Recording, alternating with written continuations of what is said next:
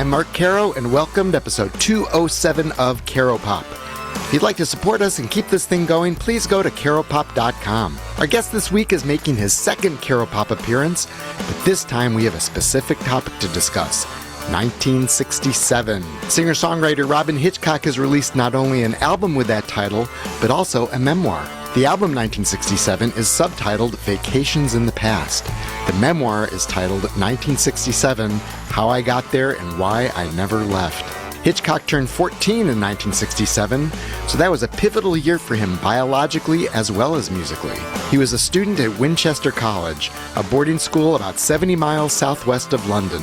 Hanging out with his fellow groovers, as he calls them now, the young Hitchcock became immersed in the music of what would be a landmark year. Hitchcock's mind already had been expanded by Bob Dylan's Blonde on Blonde and other works. Then came the technicolor psychedelia of Pink Floyd's Arnold Layne, Piper at the Gates of Dawn, and See Emily Play, the Beatles' Strawberry Fields Forever and Sgt. Pepper's Lonely Hearts Club Band, the Jimi Hendrix Experience's Are You Experienced, the incredible string bands The 5,000 Spirits or The Layers of the Onion, and more. A young Brian Eno shows up on occasion as well. And when, as 1967 turned to 1968, Bob Dylan released the stripped-down John Wesley Harding, the spell was broken. Anyone who has seen or listened to Robyn Hitchcock knows that he has a whirligig mind that spins out colorful tales and deep insights as well as beautiful music in a way that no one else could. Those qualities are on display as he transports you to his Winchester College dorm in his memoir, performs mostly acoustic versions of key 1967 songs on his album,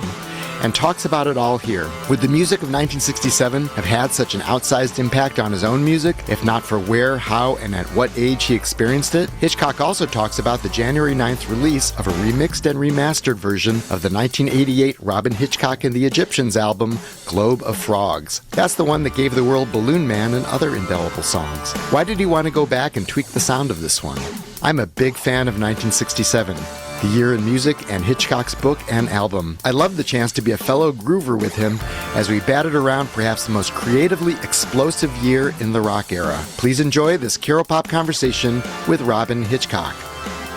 It's interesting because I'm sort of a 60s file, 1967 file, but I was 3 and I used to sort of imagine, well, what would it have been like to, be like a conscious music listener when, you're putting on Sgt. Pepper for the first time and hearing it all the way to the end and hearing Day in the Life. And it's basically what your book is about, is like having come of age at just the right time for that year, right? Yes. So does the book give you that feeling? Does it help you towards that feeling? Oh, sure. Yeah. Absolutely.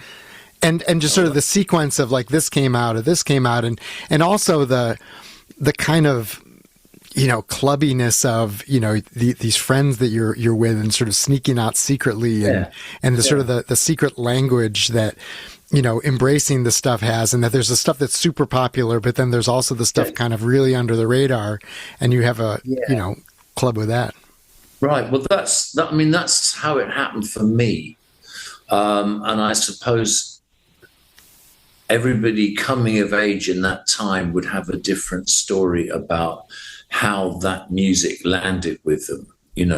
Specifically the music from 1965 to 1968, which is now sort of seen as the birth of rock, and is definitely a matrix. It's as big a matrix in popular culture as rock and roll, possibly greater, and that was the one I experienced as I became a teenager. As my life went into color, the world went into color, the Beatles movies went into color. It was just an extraordinary piece of momentum that I bore witness to. And that was a period where, like, for you, being 14 is different from being 15, which is different from being 16. And the music of 1964 is very different from 65 or 66 or 67 or 68 in a way that I don't think this is just because we're older, but I think it would be hard. You'd be hard to say, 2011 was a much more distinct year than 2012. It's like those dramatic changes don't happen now the way they did then. Not in music and fashion. They probably are happening in technology. So there are probably to whom each of those years is really different. That by the end of 2025, they're looking back at the beginning of 2024 and going, God, was that only last year? I mean, we can do that politically, of course, because of what's happened in terms of the way things look and sound.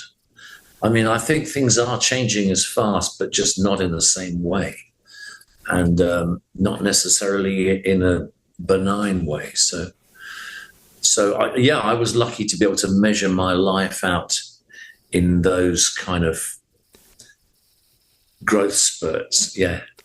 I mean, so you're at Winchester College. It's a boarding school, basically. You're not in university at this point. Mm-mm. How much of how you experienced that music of 1967 and the way it stuck with you, do you think was tied into your being in boarding school as opposed to not, or doing something else? I think it was tied in. It probably became even more intense because we weren't free to roam. We weren't able to just go off and sneak off to gigs and that kind of thing, have trysts with girls. I mean, and that said, some people did, but, so we were in Winchester in Hampshire, so there weren't any gigs. Bizarrely, Brian Eno was actually at the local art school. He was a student, not a teacher. So we did have him there acting as a guru. And he was a key part of it to me. But no, it was all the more intense because it was a hermetic world, Yeah. We were all locked 7 p.m. or whatever, and let out of the cage at 7 a.m. and had to wear funny hats and stuff. We were very much creatures apart from the rest of the world. We were encouraged to feel that way. And I think that then stays with you in later life. I don't know if you ever become a truly naturalized citizen of the world. You were a groover. You were a groover and not a meathead. Well, I was a groover. That's my term for it. I called that, and that's the sort of, post-dated term. I don't think we called ourselves groovers back then. I mean, the term originated around then. Supposedly, you may know that Doug Sahn described Austin as a groover's paradise. Right. Here's an album of that name. And that was probably right around that time. But certainly we weren't calling ourselves groovers in Winchester College. But, that's what we were. Those amongst us who were hip.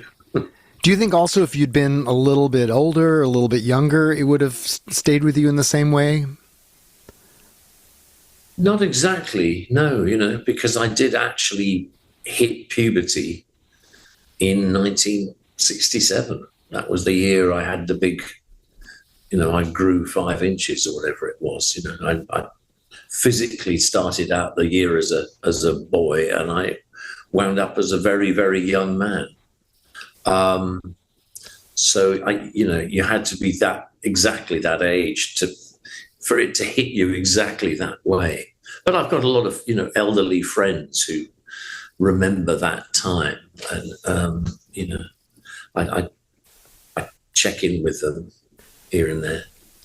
Yeah. I mean, and obviously there's still something very lasting about, whether you're talking about Whiter Shade of Pale or Day in the Life or, Itchy Coo Park or Waterloo Sunset or See Emily Play. I mean, these are indelible, timeless songs, whatever age you were. Like I love them, and again, I was 3 at the time.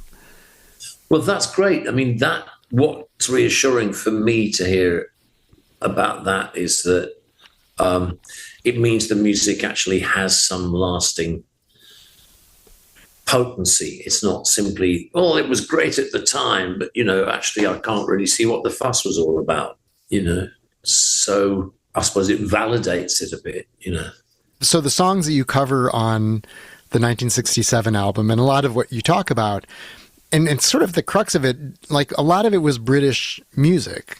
Do you think that 1967 was kind of owned by English artists? Over here you have like Hendrix and some other stuff, but really the crux of it is these Tomorrow, Pink Floyd, Procol Harum. No, the reason for that was simply that in those days things took much longer to cross the Atlantic. So we were reading in the music papers about Jefferson Airplane and the Dead, and there were rumors of the Velvet Underground and the Byrds. We had the Byrds albums at school. Hendrix, as you say, was American, but started in Britain. Right. It was very clear that it was happening in the States, but the reason that I'm just being very literal. The reason that I, on that record, recorded mostly British acts is because those were the records that we actually had either on the radio or in the house at school in 67. Once we got into 68, then we got the Doors, we got Forever Changes, the Surrealistic Pillow, the early Dead records. The Velvet Underground, appeared. The music appeared. I've even thought of doing a 1967 America, but to me, Robyn Hitchcock in Winchester, in Hampshire, in South England, Southern England, 67. What we actually heard, me and my schoolmates, was British. So when I made that record, apart from Go to San Francisco, which was a radio hit, I simply played, all I did was record the songs that I was hearing then. Right. Glad you brought that up, but actually, no. What I heard in 67 was British, but all this other stuff was just flickering across the Atlantic. And of course, Bob Dylan, who was my original Pied Piper, our original guru, our shaman, the man that started it all, But Dylan was, of course, silent in 1967. So being a literal fellow, I didn't record any Bob Dylan songs for my 67 album. Although the 67 book, in some ways is a sort of love letter to Bob Dylan. So Dylan was he was the prime mover. I could very easily do a collection of 67, 66, around that time of American stuff, and maybe I should.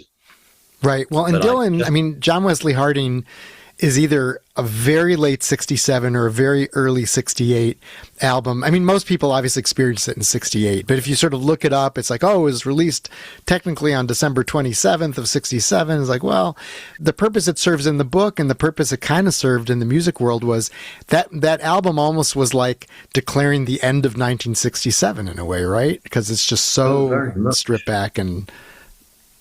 But yeah, it was like he looked at everything that was going on and decided to go the other way. And the fascinating thing is how he took everybody with him. And you could see it happening.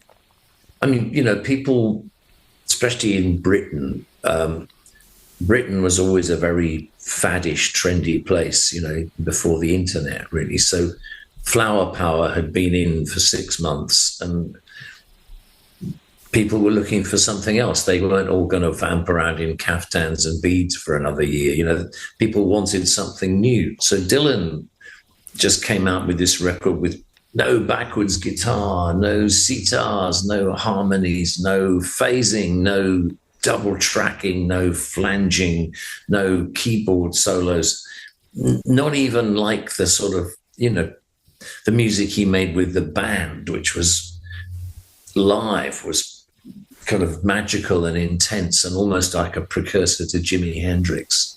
You could almost have dropped Jimi Hendrix on top of, one of Dylan's live 66 shows. It would have been perfect. That mania and exaltation, all gone with John Wesley Harding. I'm actually doing I saw that. 58th anniversary is indeed 27th of December. So I've just been having to write about all this for the Substack and stuff. It's a complete reversal. And he took the Stones, he took the Beatles, anyone who listened, and everybody listened to Dylan, especially because he'd been mute for 18 months. So when Dylan came out with this new record, everyone went, right, what's this? Okay, And I've said before, Dylan did Dear Landlord, so the Beatles did Dear Prudence, and the Stones did Dear Doctor. It just sort of, just watch it go the other way. The sumptuous cover of Sergeant Pepper is replaced by a complete blank for the White Album. And Dylan got there first. He started the great leap backwards, and the big retreat, I think you called it. The big retreat, whatever I call it on the record, on my book. It was very apparent that what he was doing, and yeah, you're right, it absolutely was. It was the end. Okay, there goes 67. We didn't actually get it in Britain until February 68, but somebody brought me an import copy. So as soon as I got back to school in early 68, we heard John Wesley Harding. Yeah, it was just suddenly whoomph, Yeah, because I saw that on December 27th at the Bearsville Theater. This is in your Facebook. You said you'll be playing John Wesley Harding, and in the book you talk about getting John Wesley Harding, and you're so excited because you just loved Blonde on Blonde, and he's one of these people who knew the meaning of life. Yeah. And your phrase is that the album was flat, beige, and not much fun to listen to. Is that something that came around for you, or no? I mean, the point is that I had to love it. I had to take it in. It just wasn't particularly enjoyable. I mean, what it did have going for it was a lot of symbolism, which still works now when you listen to it. In terms of sound, it's never been a very attractive record. Even Nashville Skyline was nice to listen to, and Self-Portrait, whatever people thought of the songs, the actual music on the record was just nicer. John Wesley Harding's so stark. You had that very sharp harmonica, and then there was almost nothing except Dylan's voice and an out-of-tune guitar. And then you've got the bass and the drums doing a great job of keeping it going, and Kenny Buttrey's doing all these great drum figures, and Charlie McCoy, who's still alive, actually, he's pushing it along on the bass. But musically, it was never just wasn't really very enjoyable, and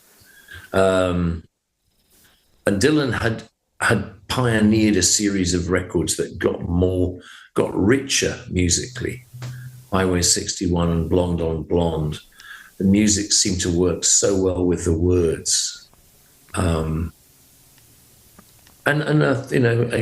been on and off ever since, I think, for Dylan. Sometimes I wish he'd just sit there with an acoustic or a piano or something. But no, John Wesley Harding was a disappointment, but we bloody well had to love it, because at least it meant, all right, if nothing else, he's still there.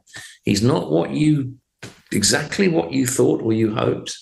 And it was like that when he appeared at the Isle of Wight the year after that. It was a miracle he was going to appear in our back garden. I only lived 30 miles from the Isle of Wight, and there was old Bob playing Down and Ride, But like I think I said in the book, it's like a dream. You keep waiting to meet your lover, your dream person, and then when they appear, they don't look like you thought they did.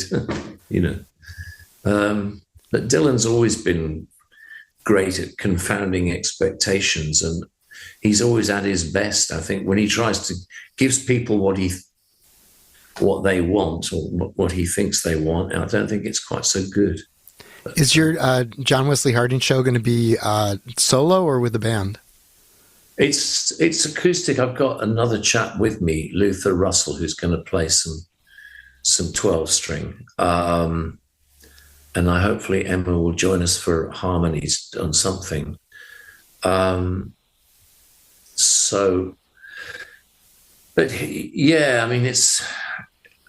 be a little bit different. It's going to have related material as well. It's not just because the album itself is only 40 minutes. So in order to provide a an hour and a half's entertainment. I'm going to do songs that I think are connected to John Wesley Harding in different ways.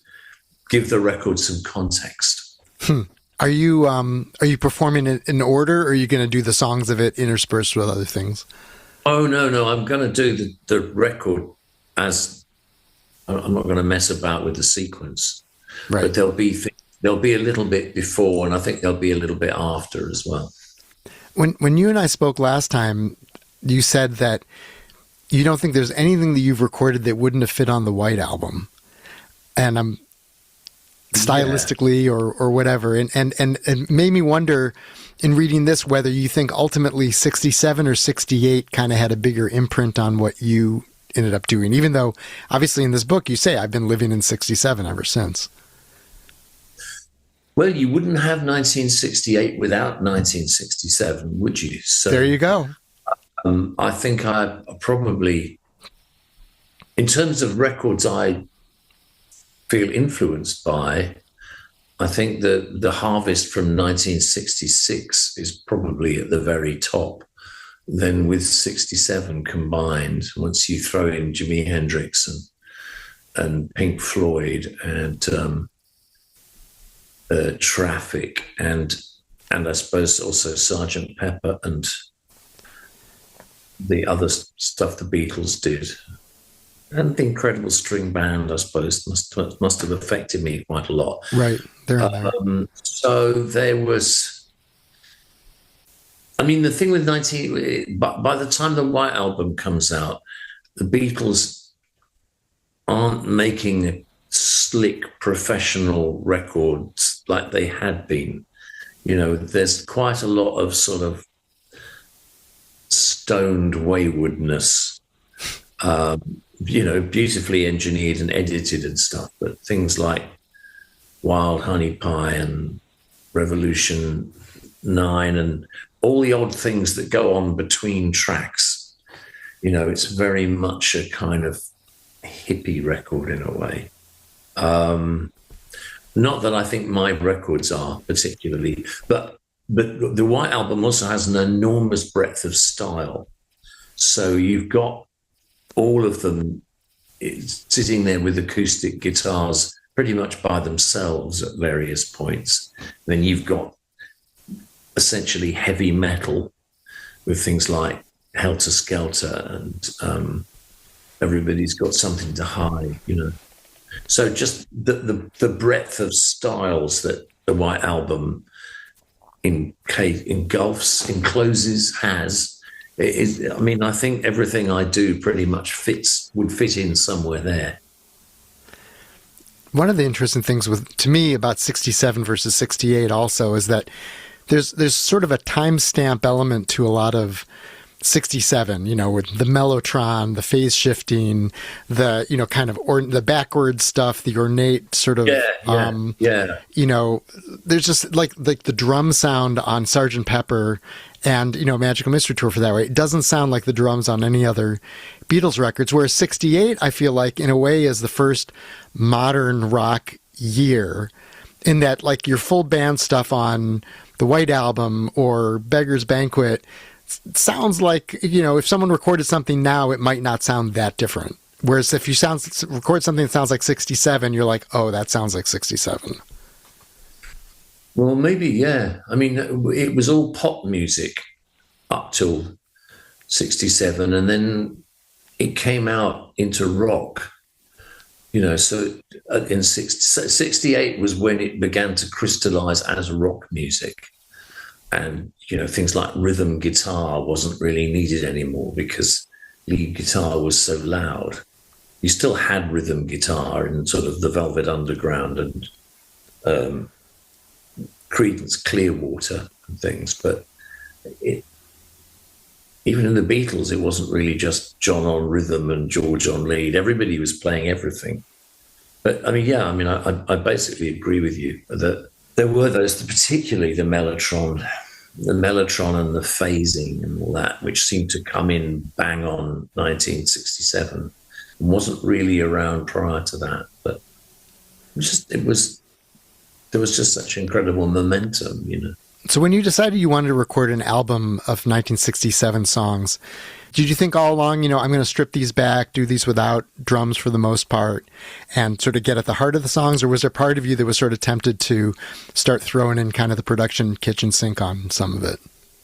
No, there was no point throwing in production kitchen sink because that's what had been thrown in the first time around. Right. The only reason for me to put those versions out is because they were like folk versions of songs that had been around for ages. I mean, some of them, like Waterloo Sunset, I've been playing that at parties and encores for 50 years. And I've been playing, I think, Day in the Life like that too. Quite a few of them I've just sort of played acoustically anyway, even Emily.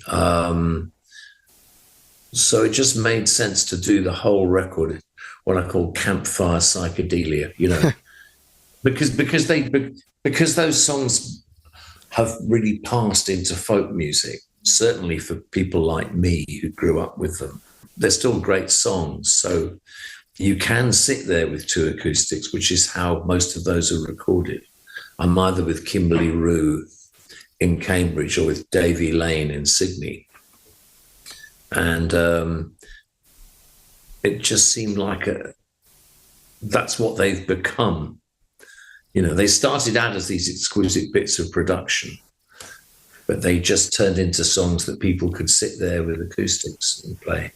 Well, and it also sort of demystifies a song like A Day in the Life, which is such a massive production, and yet it's a beautiful song played the way you play it without, and it's not that you don't still get into the dissonances and everything else and your campfire psychedelia at the end. But it's also a song that you can play with, just on acoustic guitar, even with all those shifts and crazy little parts. And it's like, no, that's still a fantastic song. Well, thank you. But Day in the Life is actually most of it's really sparse. It's acoustic guitar, piano, and drums, cavernous drums. I don't think George is I think George is just playing maracas on it. And then you've also got the orchestra that comes in at certain points. Right. And you've got Mal Evans with the alarm clock and all of that. And the counting down of it. Yeah, but Day in the Life, most of Day in the Life is actually pretty stark, which is how Davey and I played it, in Sydney, except we didn't have any percussion. But I'm not sure there's even a bass on Day in the Life. I suppose there is, but I think Paul's playing piano. I'm sure he is. But once you have orchestras involved, things seem, expansive and expensive. I read the book a bit ago. My memory was that you were sort of meeting in there to hear the Velvet Underground and Nico, but then that didn't happen. What was your first impression when you finally heard the Velvet Underground and Nico? Because it is so different from a lot of this other stuff. Oh, well, I didn't hear that till 1968, so it didn't go in the book. Yes, I think you were you heard about it. It was rumored. You're meeting up with your friends, and then the guy didn't show up, and then... Yeah. It's rumored, that's right. Richard Hobson talked about it. I loved it. I mean, I think I played side 2 first. I played Heroin first. Wow. And it was one of the few records that I liked immediately. I didn't have to sort of get into it by hearing other kids play it, and then I would go, "Oh, this isn't bad. What is it?" I put it on and I put it on again. I mean, I borrowed a copy from somewhere, but someone. No, I absolutely loved it. Yeah, because side 2 is definitely the more challenging side, because you got European Sun, Black Angel Death Song. So once you get past I'll Be Your Mirror, it's strap in. Yes, European Sun's a bit of a mess, but I mean, by then you're kind of hooked, I think. They just seem to have you could really feel what they were about, or what they seemed to be about, which was something sort of dark and merciless, but also very romantic and kind of cut the crap. Lou Reed's voice was very incisive. Nico's voice was sort of dreamy but doomy. So there wasn't anything sort of wistful or pastoral or things that were in fashion at the time. It all seemed quite focused in a way, angry and exciting and sort of, screw you, I think was a big element of that. It felt something like you could kill your neighbor's flowers with. Did it feel like a refutation of a lot of what had come before in 67?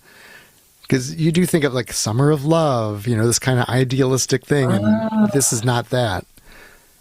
Yeah, I know what you mean. No, I think it more harked back to Bob Dylan. I just sort of felt like it kind of satisfied the Jones I had for Dylan. And I think maybe especially because John Wesley Harding had come out and Dylan was moving away from that kind of enlightened malevolence, He wasn't suffering from curly hair and sunglasses anymore. He was trying to be a kind of wise old farmer or whatever. And so I think Lou Reed and, they were all there in their sunglasses looking mean, looking like they knew something, but it wasn't anything very nice. But, it definitely appealed to me. And I was never all that love and peace, I just loved the music. In the book you write, I wish I had a girlfriend, I wish I had a friend really. I'm a teenager and I'll stay one for the rest of my life. Yeah. What part of being a teenager do you feel like still sticks with you? Well, I think the part of me that feels like I haven't gone very far from childhood, actually. So arguably, I'm even a preteen. I think of myself emotionally as somebody who never really got beyond about 14. I think of myself as someone with arrested development, just because I can intellectualize things and I'm articulate and I can be concise, doesn't mean I've actually grown up, and I think my reactions to things are still very childish and childlike, which probably keeps me youthful, if not young. And I know maturity is something I don't think I'll ever have. And I think I'm still processing what happened back then, musically, psychologically. Maybe one day I'll grow up and leave home and learn to drive and get some insurance. But do you feel like that energy drives you creatively? That, the reason you're restless and performing and making new music and, looking back at other old music is because you just have that same sort of drive you had when you were much, much younger? I think so, because that doesn't really seem to have gone away. And as one's life goes on and there's less and less ahead of you and more behind you, it just increases my urgency. I'm less and less inclined to, I wouldn't mind just laying back. I would like to spend more time with the cats, that's all. And I'm hoping I'm going to be able to do that and do some painting. But what I'm good at is screaming around the world and doing shows and churning out music, doing interviews. This is what I do. I've spent my life doing it, and it'll be taken from me soon enough. But I don't feel, maybe if I grew up, it would be over. Do you have like certain ambitions of like the kind of art you still want to put out into the world that you haven't yet? Or is it just a matter of, I'm going to do what I do?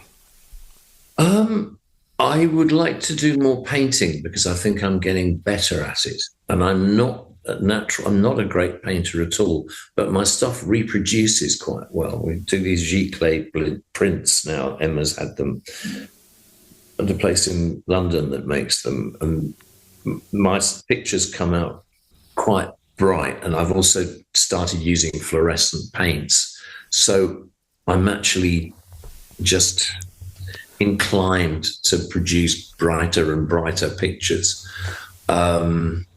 as my eyes grow dim. And I just, so I feel like I've got quite a long way. I feel like I could keep painting. I think I'm still getting better as a guitarist. I don't think I'm necessarily getting any better as a songwriter. I probably did my best work years ago. And I think it's quite hard to, because I'm not absorbing lots of new music all the time. So I'm not learning new instruments, or I'm kind of repelled by technology. So I don't, once the Mellotron stuff happened, that was it for me. I've never had a drum machine. I'm not interested in programming or sampling. I just don't have the patience. Yeah, but nobody wants to hear a drum machine sampling record from you. So I think you're good. Not from me, but they're quite happy to hear it from other people. Yeah, but there's still those of us who like hearing Shufflemania is terrific. So thank you. It's sweet of you. I mean, it's all okay. It's fine. All I'm saying is I don't think I'm breaking new ground as a songwriter, but I do think I am developing as a visual artist, and I'm also, I think, developing as a writer. I really enjoyed writing 1967, and I'm so glad you like it. Absolutely. So glad that other people like it, and that's a new thing I'd never done before, is take a little section of my life and put it there chronologically as lucidly as I could, for people to read so they can sort of experience what I experienced. I'm also, having done all this for decades, I'm quite keen to give my work some context. And that may involve people having a better understanding of my life and how it happened. So I've got another book coming out, which goes from 1968, when I began to play the guitar and process this incredible music, up to 1978, when I had the Soft Boys and we were about to get a record deal in London, and we were just beginning to appear to get somewhere professionally. And it's not just about that at all, but it covers that period. I'm not saying I can explain myself, but I want to put myself in context. So I think it would help my songs, people could see, oh, I see, some people pick up on them. It's just bottling bits of your life. Songs are bottled bits of life. They're little moments, like Traffic, that great line about capturing moments of life in a jar. I think Jim Capaldi wrote that. And I think that's what songs are. You just have a little section of your life and you keep reliving it for people and yourself, I suppose. And so I'm just trying to capture bits of my life while I still remember them and package them into narratives. So anyway, I've got this other one coming out. I'm just finishing the illustrations. That's all going to, there'll be an announcement to that, but I'm just letting you know it's done. Okay. I don't know if I'll do another one after that, but all I mean, Mark, is that there's things like writing and painting, I think I'm still developing at, and songs, they appear or they disappear. I've already recorded 758 songs or something. So I don't they're kind of by the by. Maybe that's one of the reasons that I still feel kind of energetic, is because I've got all these other things going on that think I'm getting better at, Do you have new songs for another album, or is that just... Yeah, I've got a new album recorded as well, and the title with that will appear soon enough. But that's not really news. I've had new albums out for nearly 50 years, whereas another book is, I've only had one book out. So right. That's to me is the bigger deal, really. And, Are there other experiences you're looking for in terms of meeting people you haven't met, collaborating with people you haven't collaborated with? No, I don't want to meet anybody. I don't want to collaborate with anybody. I mean, I've met Brian Eno. I met him again last year. I meet him every 12 years. It's nice. So when you met Brian Eno, did you say, oh, did you know that you had this influence on me when I was back in, boarding school? I think I mentioned it to him a while ago when I first met him in adult life. I think he's amused by the fact that I remember all this, because his public life didn't really start until Roxy Music. So Right. I'm that thing of, I remember you when you were only 19. Ugh. You know, so I'm a sort of spectre from his past. But Joe Boyd actually gave Brian a copy of my book. Last time I saw both of them together. They're both older than me, and they're both inspirations because they're guys who were cool in the 60s.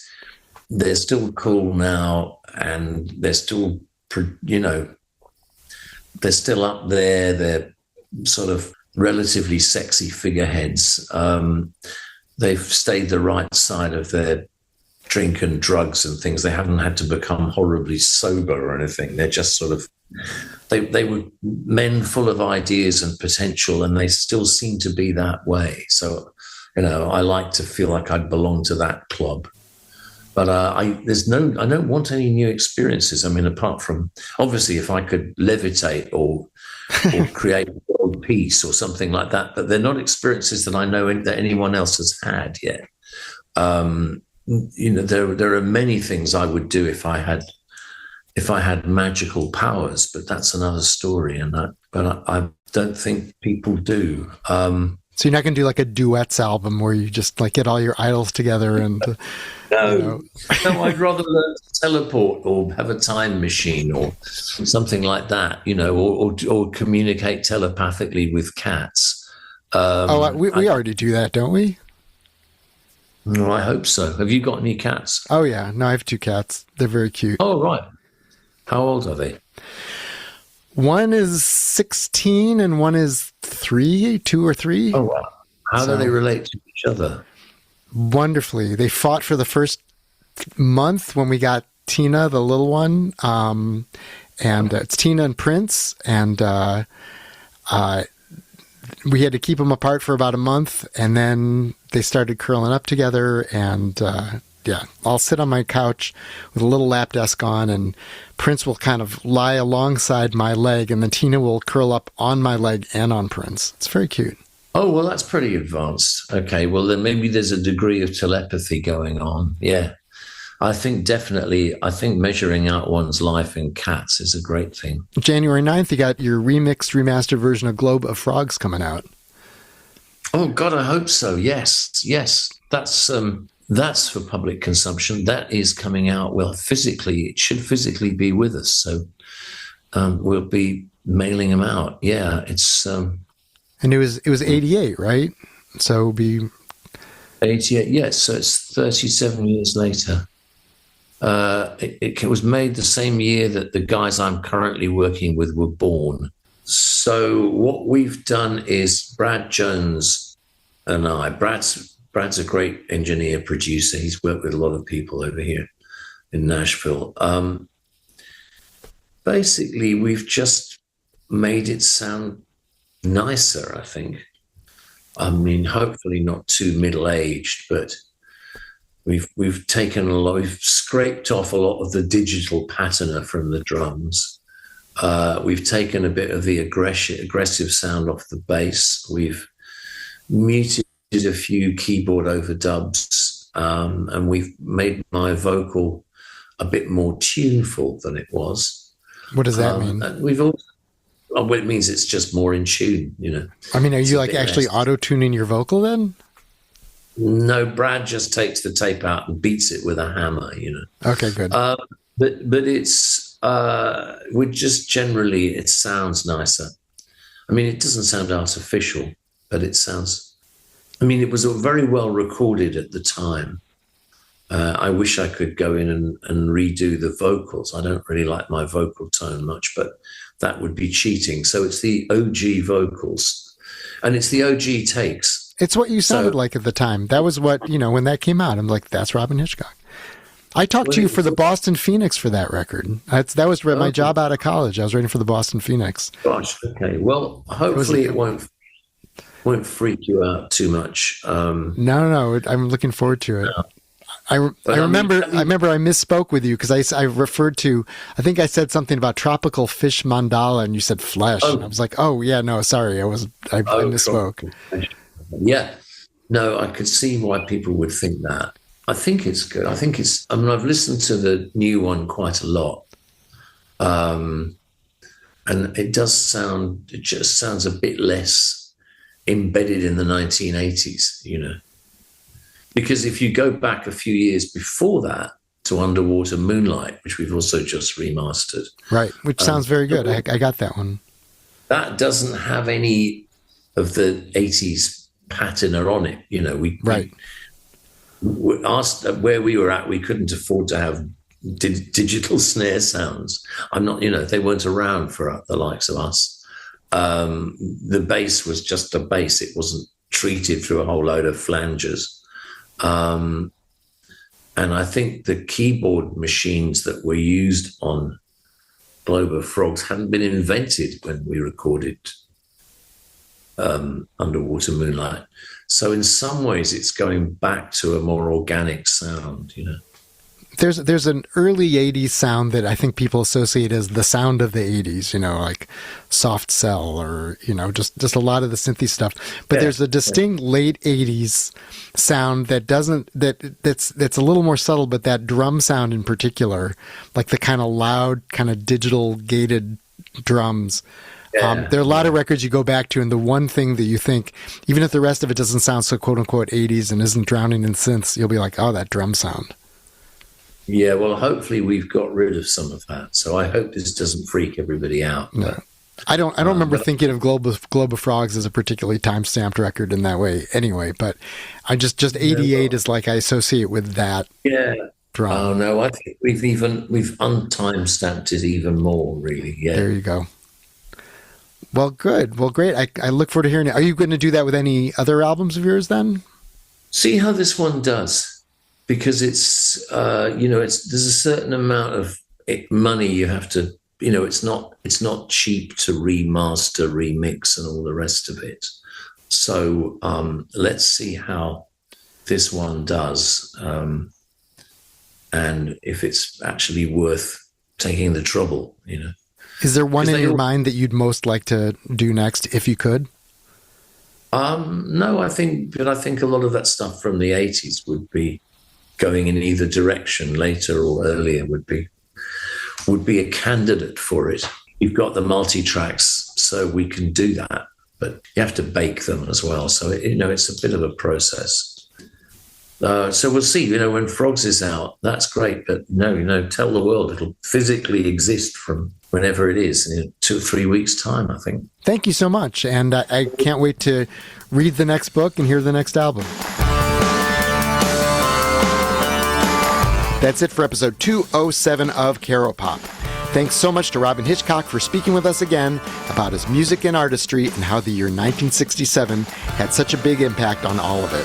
Go to robynhitchcock.com to learn more about all he does and to find links to buy the 1967 memoir and album and the new Globe of Frogs vinyl release, which is out January 9th. Or go right to tinyghostrecords.shop, the site for his and Emma Swift's label that offers all sorts of great music, plus Hitchcock's paintings, illustrations, and limited edition prints. Hitchcock has January and February tour dates in Houston, Dallas, and Austin, Texas, as well as 4 Colorado towns, plus Seattle and Portland, Oregon. On April 9th, he's kicking off electric full band shows at Turf Club in St. Paul, Minnesota, followed by April 10th at Chicago's Athenaeum Center and April 11th at Toronto's Horseshoe Tavern. Go to robynhitchcock.com for more information and follow his Facebook and Instagram pages as well. Caropop is produced by Chris Waite, who also likes to see Emily play. Thanks to all who support Caropop. If you'd like to throw something into the Caropop kitty, we'd be much appreciative, and I'll give you a shout out on the next episode. You can give $24 or whatever you'd like at caropop.com. Thanks so much for listening and being here. I'm Mark Caro. Please follow Caropop on the so-called socials at Caropopcast. You can follow me as well at Mark Caro at MarkCaro. Please share this episode, subscribe here and on YouTube, and tell your friends to tune in next week for another Caropop conversation. Thanks.